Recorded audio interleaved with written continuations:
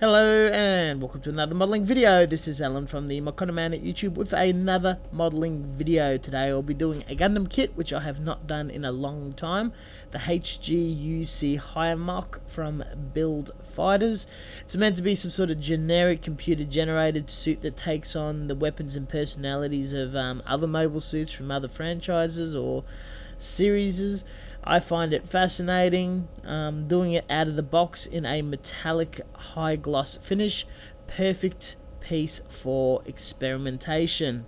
Very quick rundown. This is an extremely cheap, extremely flexible 2-runner 1 polycapped kit, yet comes together via part separating for painting and many points of articulation with a minimal seam lines. For a basic paint job, you can whack it together and rattle can it in absolute no time.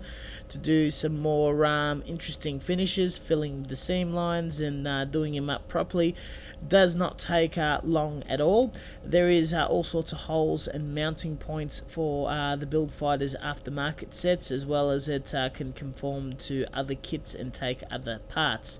The Hi Mock also comes with its own aftermarket set with more weapons and head options.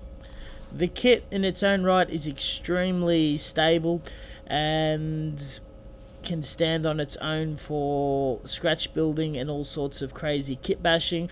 None of the articulated points or polycap points or mounting points are weak whatsoever. It's an awesome 10 out of 10 kit. Highly recommended. Think anyone should definitely give it a go. Also, very quick shout out to Japanese Sandman, who gave me this aftermarket set a while ago with super bizarre weapons. The spiked club is really cool, kind of gives it that G Gundam Death Army feel.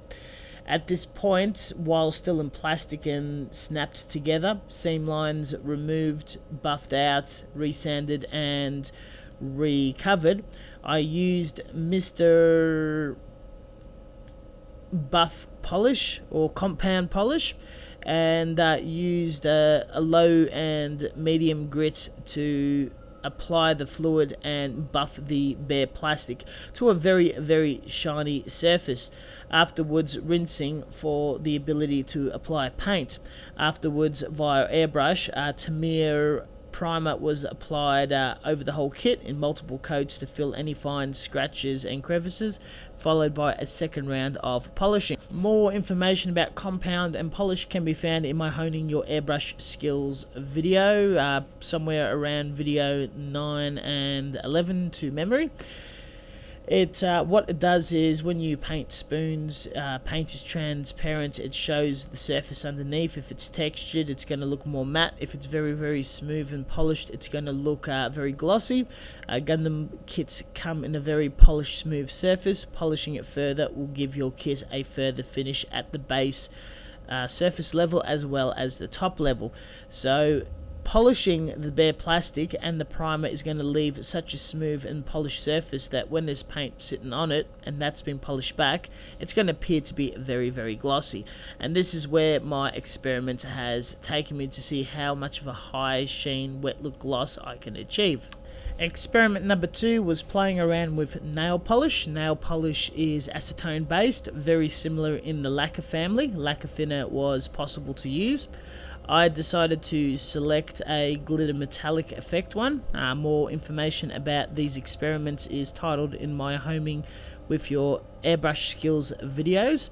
The results came out very nicely on a gloss black surface that's already been polished and cleared. Applied a few coats of the nail polish, a few layers of clear, did a bit of shading with black for further effects, and a few coats of clear and using the Mr. Compound to polish further.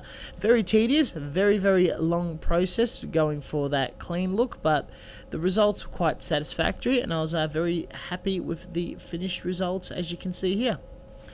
Further works that has not been included is drilling holes for details in some areas where they just had recessed hole areas, a bit of putty work, a clear acrylic gem inserted in the head as a mono eye, pure reflective glitter in some of the gun sights, the panel details were washed with enamel ink, a bit of touch-up dry brushing here and there. The painted pieces were eventually assembled with PVA glue, and there was one or two mistakes made, and with the airbrush they were quickly touched up again. Not perfect in those sections, but camouflage or hidden enough that you can't really see it at a first glance. And with the final polish, this is the finished result. Something that I'm fairly happy with, not really being too familiar with clean, high gloss finish model kits. Drew a lot of inspiration and knowledge from model car guys, as well as other friends that do model very clean showroom-esque finishes, and with a bit of light shading by doing shadowing in under areas for a definition or a defined look. Very, very happy.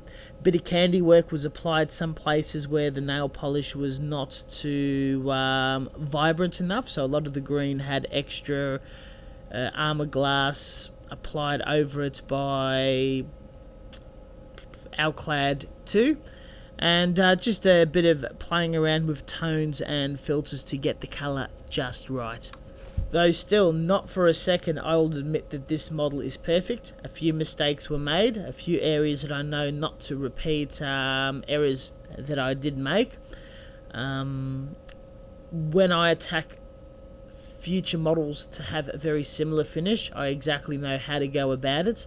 And it's just that stepping stone that was vital to learn a heap of new skills, but not precious enough to enter in a competition.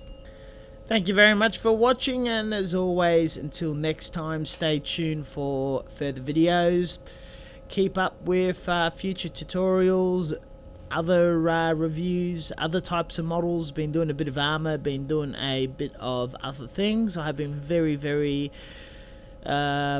busy in my life this year. I'm afraid that things may feel a bit stagnant, a bit slow. We'll probably pick up when it's the midterm or mid-year, when I'm a bit more free from one of my jobs, but we'll probably talk more about that in a vlog which should be upcoming soon. Catch you guys later.